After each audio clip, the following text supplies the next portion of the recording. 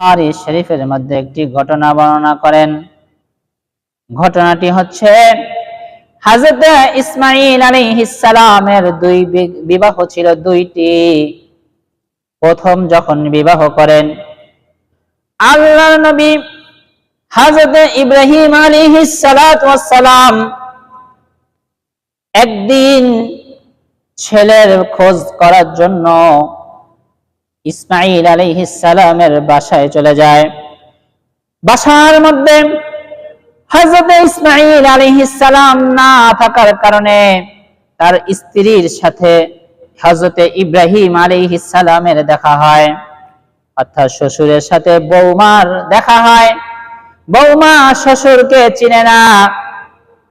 অতঃপর শ্বশুর জিজ্ঞাসা করে, তোমরা কেমন আছো, তোমাদের অবস্থা কি? পুরা খোঁজ খবর নেয়।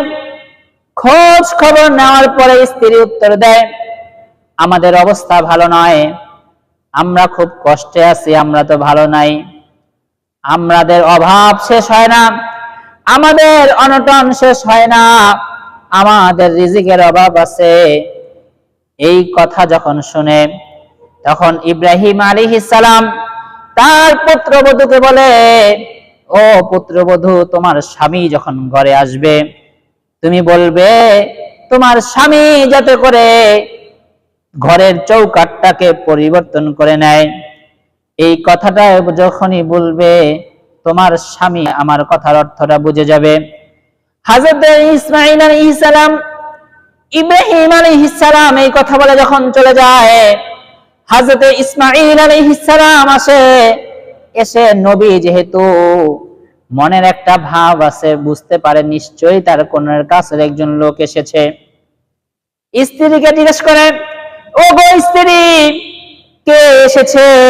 বলে একজন বৃদ্ধ লোক এসেছে। বলে কি জিজ্ঞেস করলো? বলে আমাদের খোঁজ খবর নিল, আমাদের পারিবারিক অবস্থা জিজ্ঞাসা করলো। বলে তুমি কি বললে? বলে আমি আমাদের অভাবের কথা বললাম, আমি আমাদের সব কিছুর কথা যখন বললাম, দারিদ্রতার কথা। বলে তিনি কি উত্তর দিলেন? বলে তিনি বললেন ঘরের চৌকাঠটাকে পরিবর্তন করে দিতে। এর মানে তো বুঝলাম না।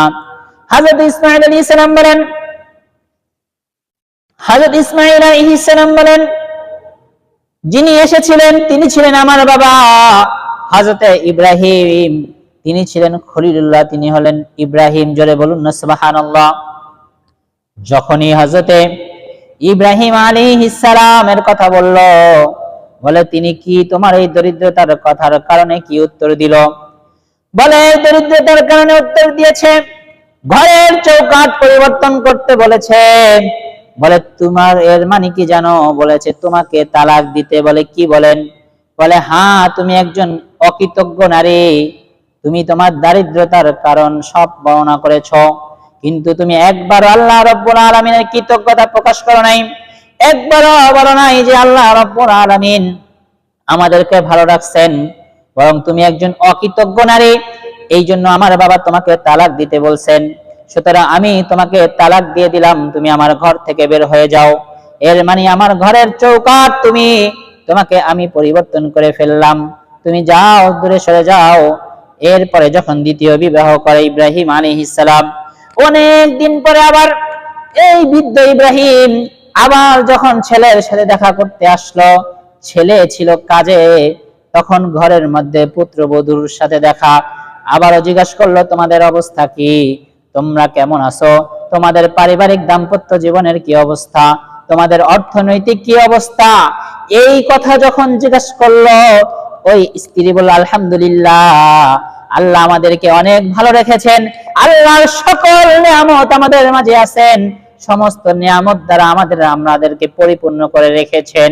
এই কথা যখন বলল, হযরত ইব্রাহিম আলাইহিস সালাম বললেন তোমার স্বামী আসলে বলবে তোমার ঘরের চৌকাঠটা যাতে পরিবর্তন না করে।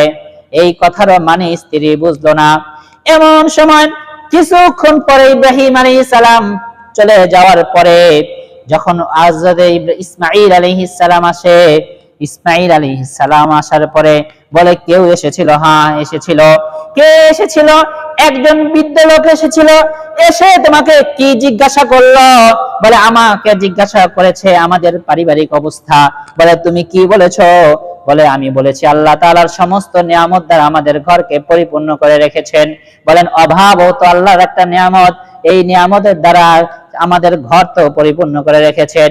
বিপদ আপদ সব আল্লাহর রহমত, আল্লাহর রহমত তো আমাদের ঘরের মধ্যে এসেছে, আমি এই কথাটা বলেছি। তো বলে তিনি উত্তরে কি বলেছে? বলে তিনি বলেছেন ঘরের চৌকাঠটা যে আমি পরিবর্তন না করি। বলে এর মানে তুমি আমার ঘরে থাকার যোগ্য। ওগো স্ত্রী, আগের স্ত্রী অকৃতজ্ঞ করেছে, এই জন্য আমার বাবা বলেছে যে আমার ঘরের চৌকাঠটাকে পরিবর্তন করতে।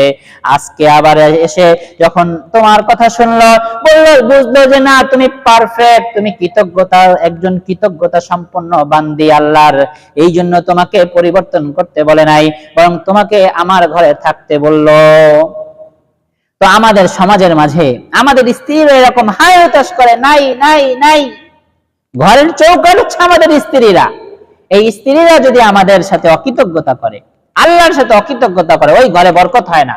এই জন্য স্ত্রীদেরকে ঠিক করবেন, ঘরের চৌকাঠকে ঠিক করবেন, যাতে তাদেরকে কৃতজ্ঞতা আদায় করে। যেভাবেই রাখছেন, চাকরি নাই, ব্যবসা নাই, তো আল্লাহ তাআলার নিয়ামত আমার ঘরের মধ্যে আছে।